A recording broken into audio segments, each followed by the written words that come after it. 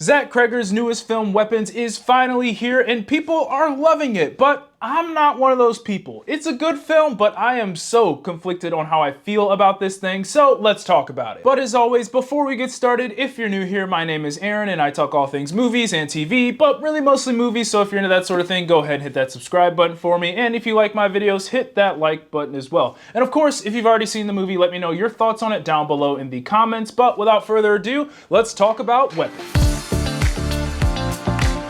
So in this movie, we follow Justine, a grade school teacher played by Julia Garner, and once all but one of her students disappears in the dark of the night, she is put to blame and now must try to figure out what happened to the missing kids. Jumping right into the good, and the first thing I have here is that this is an extremely well-acted movie. This is kind of an ensemble cast, and I think everyone does a great job. We of course had both Julia Garner and Josh Brolin, who got most of the screen time, but we also had Benedict, Wong, and Alden Ehrenreich, who we just saw in the Ironheart series. But with the way this story was told, which is something I will get to in just a sec, each of these actors and characters got their own little moments to shine, and the obvious standouts for me would be obviously Julia Garner as our main character. She was getting blamed for what happened to all of these kids, and we get to see how her character deals with that, which allows us to have some empathy for what she's going through. Then we have Josh Brolin, who plays the parent of one of the kids that have gone missing, and we get to see his perspective on things and grow empathy for him as well. But I really enjoyed Alden Ehrenreich's character in this. He plays a cop, and I think they did some cool things with how they slowly allowed us to learn more and more about his character as this movie went on,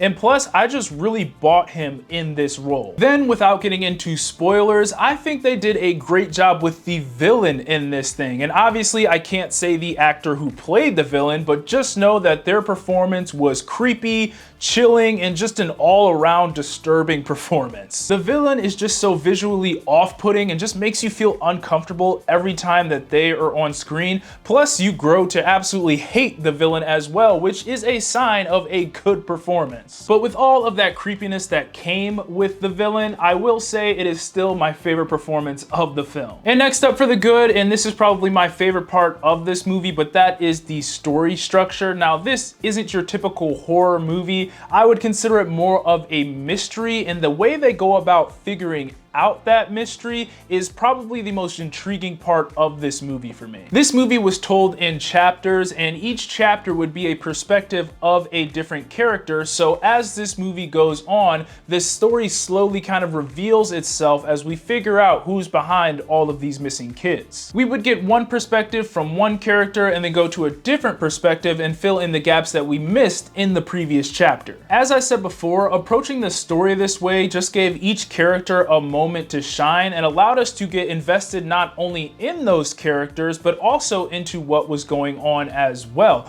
But I think the best part about the storytelling in this movie is it just felt like a breath of fresh air for the horror genre. The only thing you know going into this movie is that a bunch of kids went missing in the middle of the night, and now we have to figure out who is behind it. And in the first 5 minutes of this movie, they cover all of that, so now you just hit the ground running figuring out this mystery, so you really didn't know where this story was going to go, and in turn that created this sense of dread and suspense leading up to that big reveal. And in a world where a lot of movies are starting to become predictable and formulaic, this movie sets itself apart because you truly don't know where this story is going to take you, and that's the exciting part about this movie. But anyways, this movie was pretty humorous as well, and I probably laughed more times than I was actually scared in this thing. I think this movie had some really well-timed humor, and even though I have my problems with the ending, which is something I will talk about a little bit later, I do have to say it was pretty funny. But overall, I think the story in this thing was very well crafted. Moving on to the so-so, and the only thing I have here is that with the way this story was told also comes a slow burn of a movie, and considering that the story slowly reveals itself in this thing,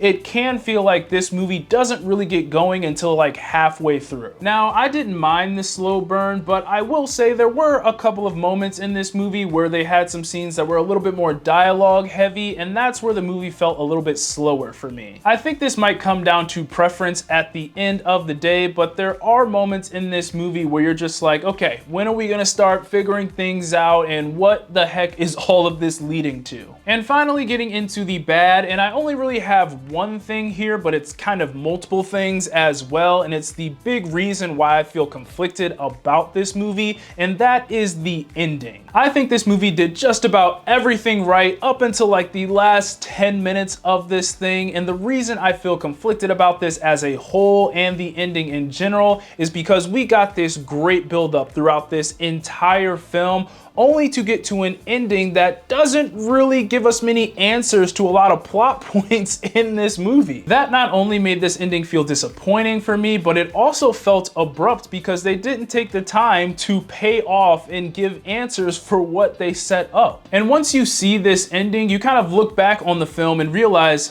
we really didn't need all of those different perspectives in this story, because at the end of it all, there was a lot of information that we really just didn't need to know at the end of the day. So that just made a few of the characters where we got their perspective just feel less important than the others. And I would say there was maybe like 2 or 3 perspectives that we needed for this movie. I just feel like when you have this slow burn of a movie that has all of this great buildup, then the ending or payoff needs to be just as big, and this ending just didn't do that for me. So at the end of the day, this is one of those movies for me where the journey to the ending was much better than the ending itself. So for my final thoughts, yes, this is still a good movie and it does a lot of things right. The acting and the story structure are what keep you intrigued in this thing, but with that great buildup, the ending was underwhelming and left a lot of things unanswered for me. I still like this movie and enjoyed my time with it, but I can't say I'm over the moon about it. Those are my thoughts on Weapons. Be sure to let me know what you thought of the movie down in the comments, and as always, be sure to like, subscribe, comment, get your Eazy Apparel at shopeasyapparel.com. God bless, and I'll see you guys later. Peace.